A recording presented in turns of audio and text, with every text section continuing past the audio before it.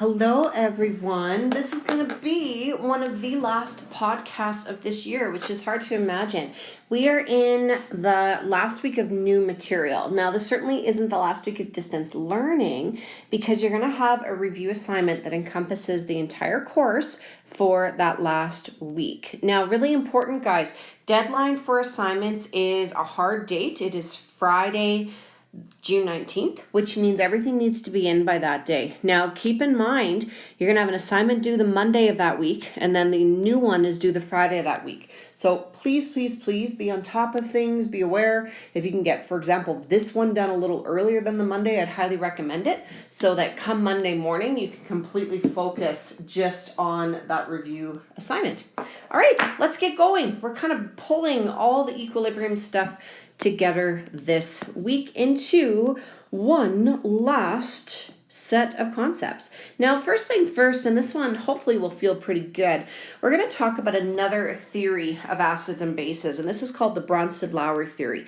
and it basically just defines acids and bases in a slightly different way. Now, we started defining acids and bases last year, right, with Arrhenius's theory, and then Arrhenius's modified theory, and now we're getting into the Bronsted-Lowry. Now, along with this Bronsted-Lowry theory, we get into a categorization of acids and bases as conjugate pairs. So essentially, pairs of acids and bases that are related to each other. And this sounds like a new type concept, but honestly, it's not. If you think about your data booklet, and we've been playing around since last week, and I've shown you, where's the page? Here we go, with this one. Conjugate acids and bases have been listed on here, right? So there's your acid formula, and the conjugate base for it is listed right beside it. So the idea of them being pairs are nothing new. Anyway, that's going to be our focus for this podcast, and then we'll continue on later.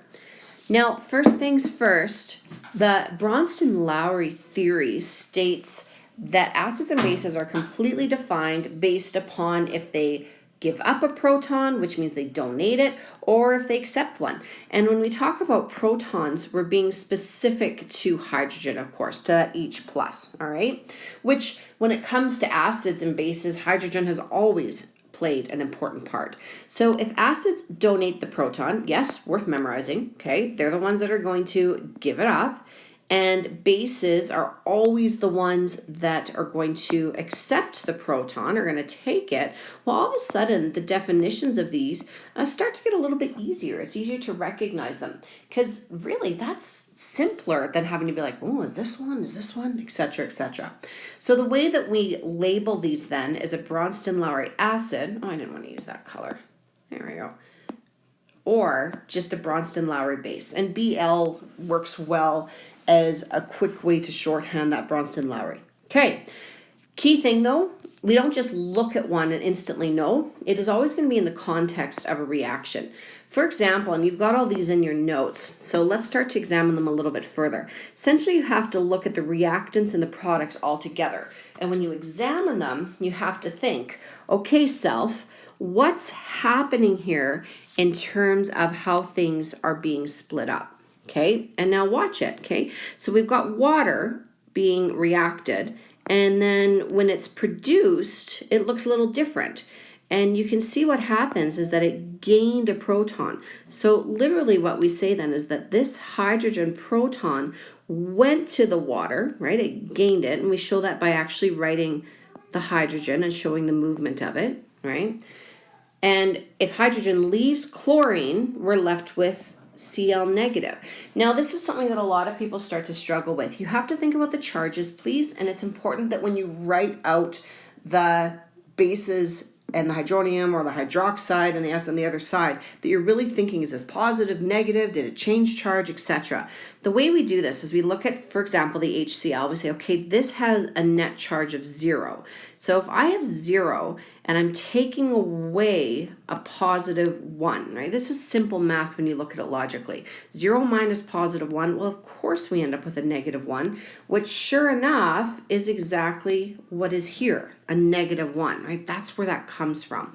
And just as logically, we've got water that's at 0, and this water that's at 0, we're adding a hydrogen to it, so plus a positive 1. Well, of course we end up with, again then, that positive 1 on the hydronium. Alrighty. Now, just to do a little bit more labeling here on what's what. If you keep glancing through, we need to label which is the acid and which is the base. And it is as simple as saying which one donated the proton. Well, the HCl aqueous donated it. Therefore, this is a Bronston-Lowry acid. It is that simplistic. And which is the one that accepted the proton? In this case, it's the water. So in this situation, it is acting as the Bronston-Lowry base. And honestly, guys, that's all there is to it. We don't usually think about water as being a base or as an acid. But by definition, if it accepts a hydrogen, it's acting as a base. If it donates a hydrogen, it's acting as an acid. So keep that in the back of your head. That's the memorization. What accepts? Acid. What accepts as a base, what donates as an acid, and then you're good to go. Logically, why would an acid be the one that donates? Well, acids always have hydrogens, right? So it makes sense that they can donate them. Let's look at the next example here. Now, yes, we have hydrogens in both of these. You're like, okay, which one is donating the hydrogen? Well, look to the answer to guide you to that. Here's ammonium ion, and it has an extra hydrogen. Oh, that must mean that the water is going to donate its proton to the ammonia. Okay, so if that's the case, in this one, if water donates it, then water is acting as the Bronston-Lowry acid. Vice versa, if the ammonia is what gains it, right, what accepts the proton, it's acting as the Bronston-Lowry base. That's all there is to it. Dun, da, da, da. Now, this one has a little bit of a twist to it. I don't know if twist is the right word, but just something you have to recognize. In the previous example, we had a quantitative reaction, right? So we only had to analyze what was happening to the reactants. But in this example, it's at equilibrium, which means the reverse reaction is absolutely a possibility. So we need to analyze this from the alternative direction as well. Okay, if that's the case, then we'd start with ammonium and hydroxide, and we can see as we move from one side to the other, the ammonium is donating a proton to the hydroxide for it to become water and ammonia. Okay, so that means on that direction, if we follow the reaction going in the reverse, then the ammonium is acting as the Bronston-Lowry acid, and the hydroxide is acting as the Bronston-Lowry base. So all of a sudden, we have to analyze equilibrium reactions from both the forwards reaction perspective and the reverse reaction perspective. Another one, similar type idea. We have an equilibrium, so we're going to have to analyze it both ways. Step 1, figure out how that proton is transferred. And again, don't make this harder than it needs to be, guys. Really, just look at it. Right, here's cyanide with hydrogen, so hydrocyanic acid.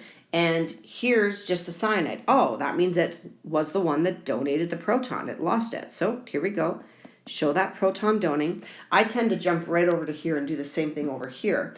I know that ammonium is going to donate back to the cyanide to do the reverse reaction. So here we go. Start labeling. Whatever donates is an acid.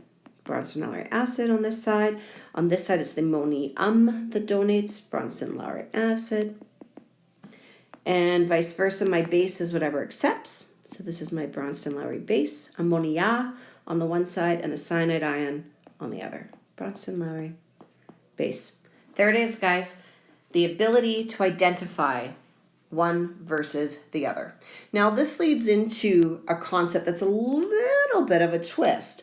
What if we have a situation where a chemical could do either one? It could be like a Bronston-Lowry acid and donate a hydrogen, a proton, or it could be like a Bronston-Lowry base and accept one. When we have circumstances where a chemical can do either one, it can accept or donate. This is a new word, get used to it, amphiprotic. Now, amphi in the world of science means can do more than one thing or fits into more than one category. The most common example would be amphibians, right? So amphibians start when they're young as having gills. They can breathe underwater, and then as they become adults, they have full-on lungs that need to get oxygen from the air. So they are able to exist in both forms in their lifespan. Amphi, right? So this is very appropriate in the context of these type of species of chemicals that can be both. They're amphiprotic. They can accept protons or donate protons. The general formula of these is quite telling. Now, of course, there's always exceptions because that's how chemistry works. But if you notice this HA, essentially what could happen with that HA is it could do either scenario. It certainly could donate a proton, absolutely, right? It has a hydrogen to do that. Vice versa, without a doubt, it could accept a proton. Notice that hint of a negative charge, right? The anion. Now, again, things get weird. There's sometimes certain types of amphiprotic species that will look slightly different, but for the most part, especially in Chem 30, this is what you'll see, that classic HA negative type format. Let's examine a couple of really common amphiprotic species. And you'll notice right away water is one that doesn't follow that exact HA negative, right? So there's always exceptions. Now, I'm going to keep on going with the red and the blue in terms of which is donating a proton and which is accepting a proton. So with water, if water donates a proton, then water is going to lose one proton and hence become hydroxide. That's how it acts as an acid. Vice versa, when water is able to act as a base and to accept a proton, it will end up producing hydronium, okay? So remember, this is when we're saying, hey, water is the reactant. And as a reactant, does it accept a proton, blue, or does it donate a proton, red? All right, let's look at the next one. So HCO3, hydrogen carbonate. If hydrogen carbonate acts as an acid, it will donate its proton. And then as it donates the proton, it will end up producing, now this is where you got to think about the charges, guys. This would be a -1, and it's going to donate, so it's going to lose a +1.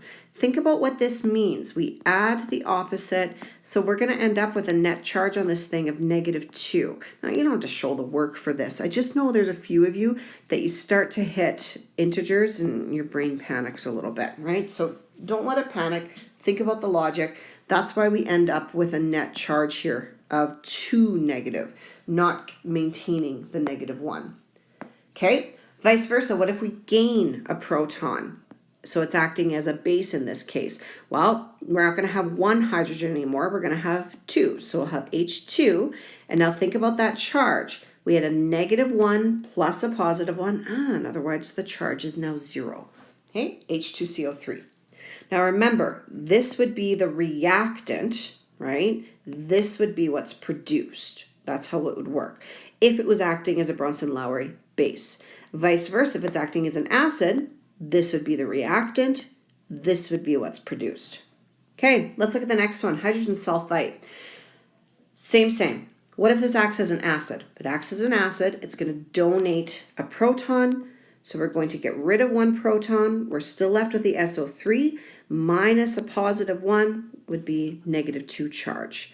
Vice versa, what if it acts as a base? So we're going to accept a proton. So it's no longer just H. There's 2 of them now. It would be H2 and SO3, and the net charge would be 0 because you added a positive proton.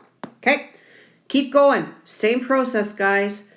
Hydrogen phosphate. So now on here, we're going to donate a proton. Notice there's still one proton left, HPO4, but we took away one, 2 negative. Now, could you potentially from this keep going and donate another proton? Yeah, of course. And this is another amphiprotic species, right? Anyway, what if we accept a proton here? Then we're going to have H3, and this would be PO4, net charge of 0. There we go, guys. Amphiprotic species. Now, your job here, you're not going to have quite as much you have to analyze as if we'd been in regular class and not doing this distance learning. But you're going to have to see a chemical and recognize when it's amphiprotic. So you're going to have to look and be like, is this amphiprotic or not? Could it both accept a proton and also donate a proton? If the answer to that is yes, then you know indeed this is going to be acting as an amphiprotic species. Okay, little trick though, in the concept of an actual question, how do you know if an amphiprotic species is going to be more likely to act as an acid or more likely to act as a base? There's an analysis we can do which gets into the calculation aspect of this topic. Now, ultimately, if we're trying to figure out what the actual pH is of an amphiprotic species, then we can compare its Ka and its Kb, okay? Now, ultimately, what we do for this comparison here, I wonder if I have a blue. Oh, I do, good. So we would find Kb, right? You'd have to calculate it like what we did last time, and use the Ka that's right on the table. If you end up with a situation where Ka is greater than the Kb, then you know that it's going to be an acidic solution, that when you put it in water, the pH will be less than 7. Vice versa, if you compare the Ka and the Kb, and you find that the Kb is greater than Ka, then alternatively, you would say, oh, okay, this thing is going to act as a base when you put it into water. In other words, the pH is going to be greater than 7. And at first glance, it's like, oh yeah, no big deal. There's actually a fair bit of process that goes into really determining this. And I'll walk through a couple questions with you for how to do this. You will have some of these, of course, in your assignment this week. So here's the first one. I really wrote down on the PDF notes, guys, the step-by-step for this, like step 1, do this, step 2, etc. I'm not going to write all those steps down here, but I recommend that you look at the PDF notes as well to make sure that you're getting those steps straight in your head. Now, all that we've been told in this question at this point is, hey, we've been given the original concentration, the initial concentration, if you will, of this hydrogen carbonate. And you would have to clue in. You'd need to look at this and be like, oh, check it out. It could donate a hydrogen. Hydrogen's right here. It could also accept a hydrogen. Ooh, there's a negative. Therefore, this thing is, ding, ding, ding, amphiprotic. Okay, so then you go, well, when I'm trying to calculate the pH, do I assume this is an acid or do I assume this is a base? Well, the answer is you can't assume. You're going to have to do an actual calculation to determine what it will be. Now, this is where we go into your data booklet and use that. So keep it in your mind here, HCO3 negative.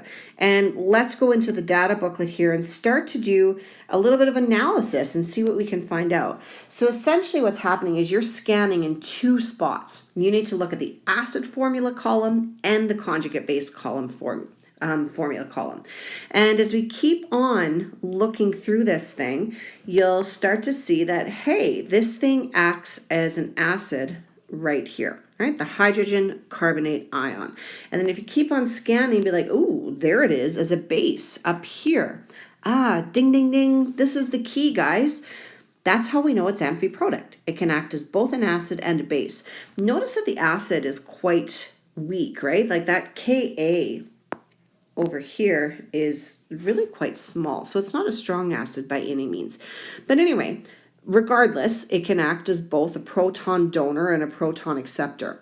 Now, here's the key things that you need to write down. You need to recognize when it acts as an acid, when it acts as a base, and what these numbers are when they're associated with it.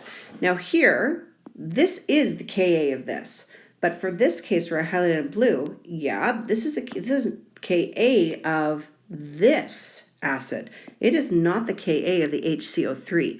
No, what we need to figure out there is a Kb. Okay, so keep that in the back of your head. Then we'll be able to compare it. We already have the Ka of this acid, but we're going to have to do a calculation to get the Kb of that particular base. Okay, let's get to it. So first step, and I'll just show you how I go through it, is I look at this and I go, okay, my acid formula, when it's that conjugate base of carbonic acid, so here's the acid for it, H2CO3, and then the base, the amphiprotic species, is the HCO3 negative, and those should both be aqueous, of course. The Ka associated with that is 4.5 times 10 to the negative 7. I'm just pulling them right off the chart. Now, vice versa, When it's acting as an acid, it looks like this. HCO3 negative, the conjugate base that was written beside that is CO3 negative, and that Ka is 4.7 times 10 to the negative 11. So in other words, I have my two different circumstances. Here is where the hydrogen carbonate acts as an acid. Here's where the hydrogen carbonate acts as a base.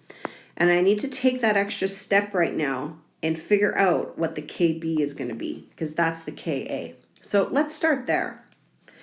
All right, Kb from last week is equal to the water autoionization constant, Kw, over the Ka of that associated acid. Okay, so my water autoionization constant, 1.0 times 10 to the negative 14, right from the chart that I've written down there. I put the associated Ka, 4.5 times 10 to the negative 7, do some number crunching, and we will discover that Kb is equal to 2.22 ... times 10 to the negative 8. Now that's all good and well, but we need to compare that to the Ka of the other one. So we're going to say, how is this versus the Ka when hydrogen carbonate acts as an acid? And that's a Ka equal to 4.7 times 10 to the negative 11. Now look at those two different numbers. We have 10 to the negative 8, 10 to the negative 11. Beyond a shadow of doubt, this is going to be significantly bigger number, right? 10 to the negative 8. So that means the Kb is bigger. The way we would take that then is we'd look at this and be like, okay, Kb is greater than Ka. Therefore, our HCO3 negative acts as a base. Now the question is, who cares? Why is that a big deal? Why did we need to know that it acts as a base in order to analyze it? Well, the key thing is when you start to go through how this thing ionizes in water, you have to know it ionizes in a way that it is going to accept a proton and not donate. That's a huge deal because it completely changes what that reaction looks like. Alrighty, have a look at what's there. I'm going to erase this, guys, so that I can keep on going with the next process. So if you need to pause it, keep looking at it, fine. But ultimately what we just figured out is indeed this thing is going to act as a base. Okay, let's continue by going into writing out the actual equilibrium reaction now. So we have our amphiprotic species, which we know because Kb was bigger is going to act as a base. So hydrogen carbonate aqueous is going to react with water, H2O liquid, and when it reacts with water, it is going to be a proton acceptor because it is acting as a base. Okay. Equilibrium arrows, it is a weak base, to be sure, it doesn't have hydroxide in it. When that happens, it accepts it. So now it's H2CO3 aqueous.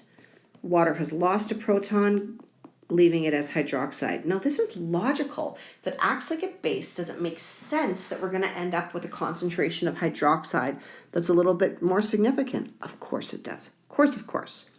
Now how do we get pH? We're now at the point of this is the type of question you've done before. We're going to need an ice table.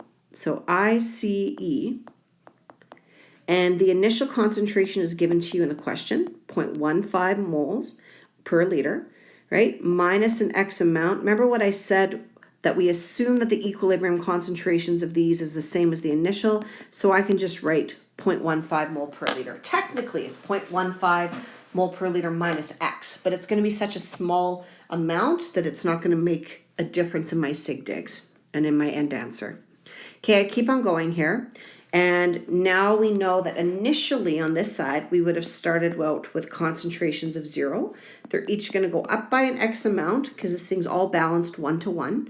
And we have X in the end. This should look very, very familiar. This is the exact same thing that we've done before. Okay, so now when we make our equilibrium law, we're not thinking of it as Ka because we are dealing with, of course, a base.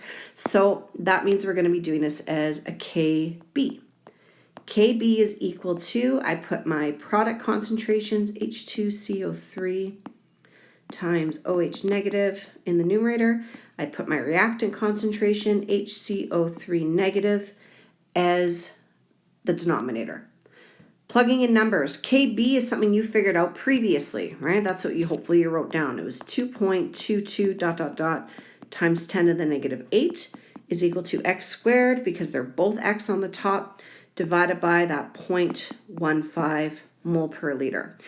Rearrange this, get x by itself. X is going to be equal to the square root of 0.15 times 2.22 times 10 to the negative 8. Do all of your number crunching, and we're going to end up, remember this is hydroxide, guys, right? That's what it relates to. Hydroxide concentration, don't round it yet, is 5.77 times 10 to, oh, and I didn't know what it was, to the negative what? I don't know. 0.15 times 2.22 times 10 to the negative 8. La la la. Sorry guys, just a second.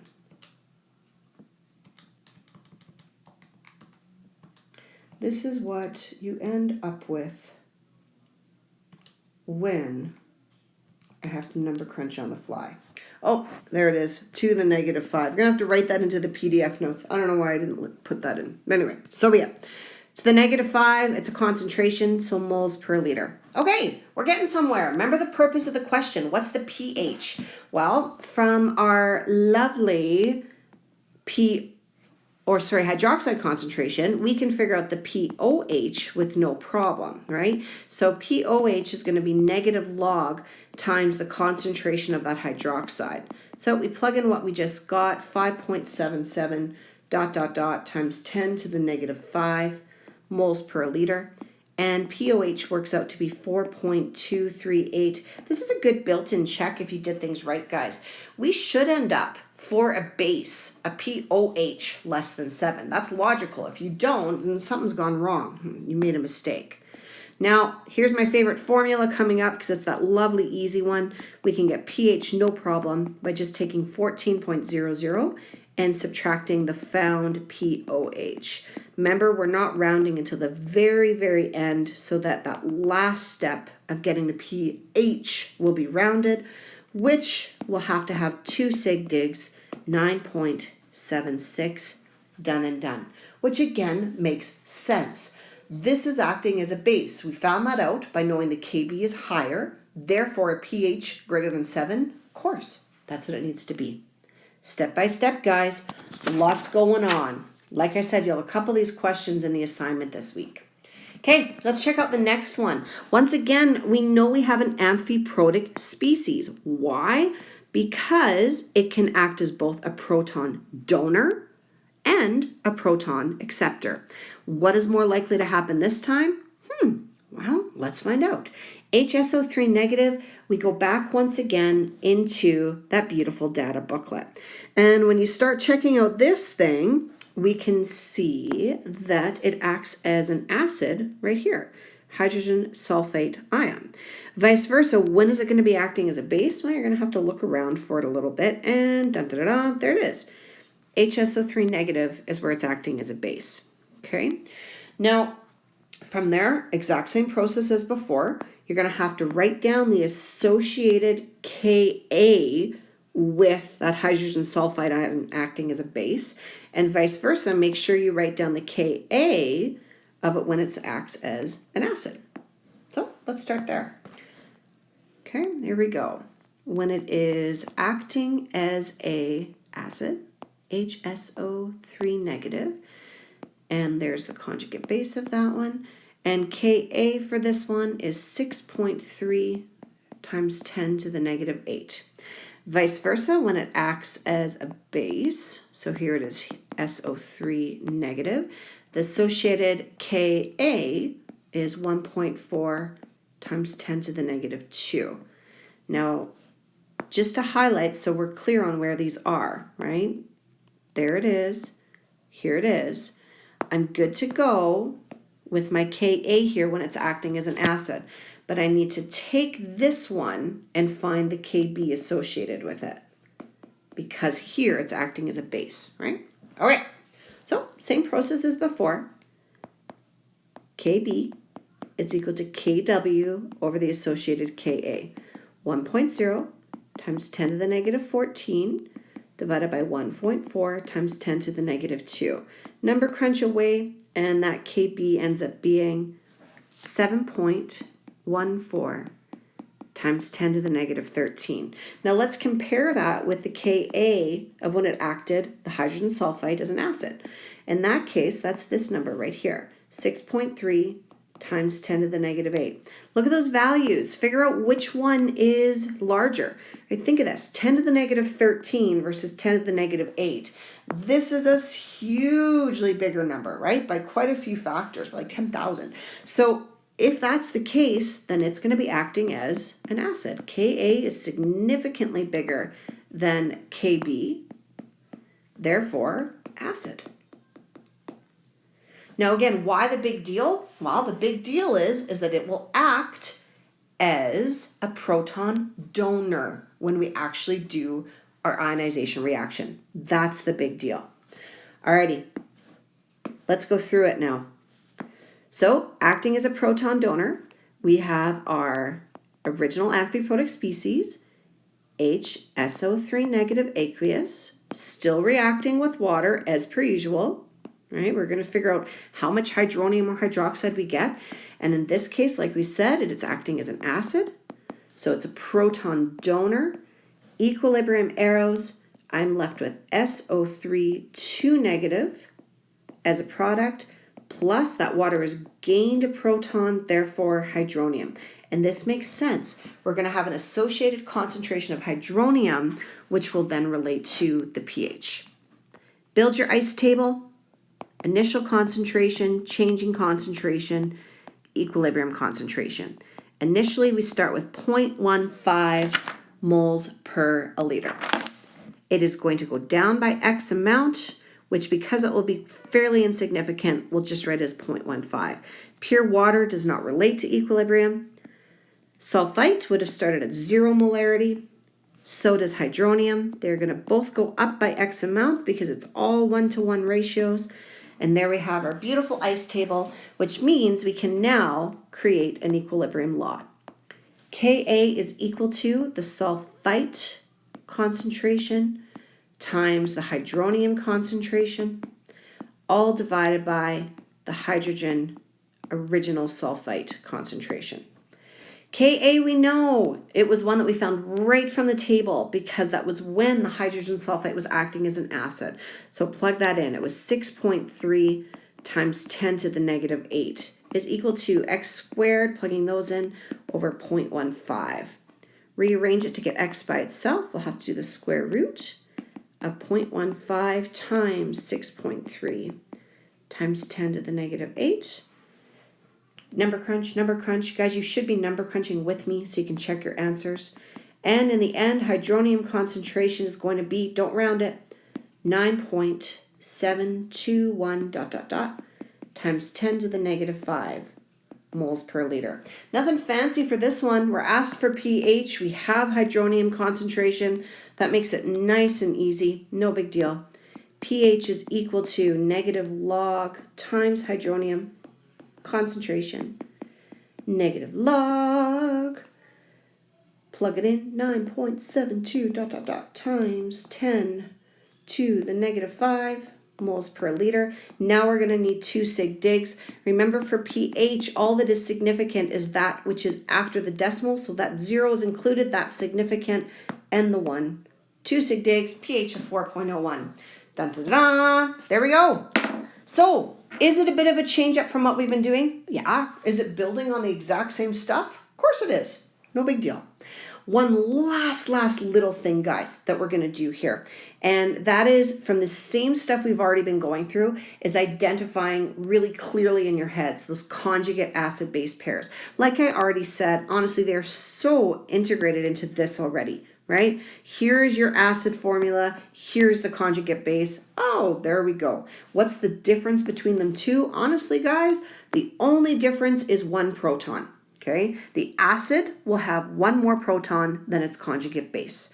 So ultimately, when that proton is transferred between a Bronston-Lowry acid to a Bronston-Lowry base, we call those products, conjugates of the two reactants. And I'll show you what I mean. Ultimately, you just have a situation where one is being converted into the other. So if these are your examples here, and this is very, very similar to what we did before, we would look at how the protons are donating, right? So we have here one proton, it's always transferring one, never more than one, being donated from one to the other. If that's the case, then we know that this is our acid, right? Why? Because it donated. And we know that in this case, this is acting as the base. So what is the conjugate base to that acid? Well, no big deal. Let's write it out here. It loses a hydrogen and now becomes CH3COO negative, aqueous. Okay, that now is the conjugate base to that previous acid. And at the same time, the water gained a hydrogen, becoming hydronium. So that means that it is now the conjugate acid to that previous base. And that would come down to that if we did the reverse reaction, it would be the one to donate a proton, because that's the definition. You donate a proton, you're an acid. If I highlight these guys, ultimately, in terms of pairs, if you want, this goes with this. Those are the conjugate acid-base pair. This goes with this. That's a different conjugate acid-base pair. And like I said, truly, look on this chart and it's given to you. If I said, okay, give me a conjugate acid-base pair, you'd be like, oh, look, here's one conjugate acid-base pair. Like, okay, give me an example of another conjugate base pair with, you go, oh, look, there's another one, conjugate acid-base pair. It's not meant to be hard, okay? Use the chart to help you. They always differ by one proton. Now, in terms of the next two examples, guys, I'll go through them really quick from you. They're in the notes as well, so you can look at them. But ultimately, what it comes down to is you are ending up having to recognize, is it going to accept a proton or donate? In this case, the carbonate's going to have to accept a proton. Why? Because it has no hydrogens to give. So we'll end up with HCO3 negative aqueous plus hydroxide. OH negative aqueous. In terms of recognizing which one acts as an acid, which one acts as a base, if it donates, it's an acid. If it accepts, it's a base. And then we go to the other side and see what happens. Well, we're going to have the alternative. So in that case, now this is my acid and the hydroxide is the base. Nothing fancy. Last example. Here's my hydrogen donation. So I'm going to end up with a cyanide ion as a production and hydrogen nitrite being produced. HNO2. Done. Okay. So if I've got HNO2 here, aqueous being accepted, then I keep on looking. If it went the other way, this would now donate. Okay. So acid bases, if it donates, it's an acid. Donates, it's an acid. If it gains, it's a base. If it gains, it's a base. What are the conjugate acid-base pairs? Well, these are conjugate acid-base pairs. These are conjugate acid-base pairs. Done and done. All right, folks, here's your assignment for this podcast. Number 1 is all review. It's going back into Le Chatelet's, making sure you still know what you're doing there. And continuing on, we have number 2, 3, and 4, which are all this new material. Good luck to you. Always, please let me know if you've got questions, and I'll talk to you soon in the next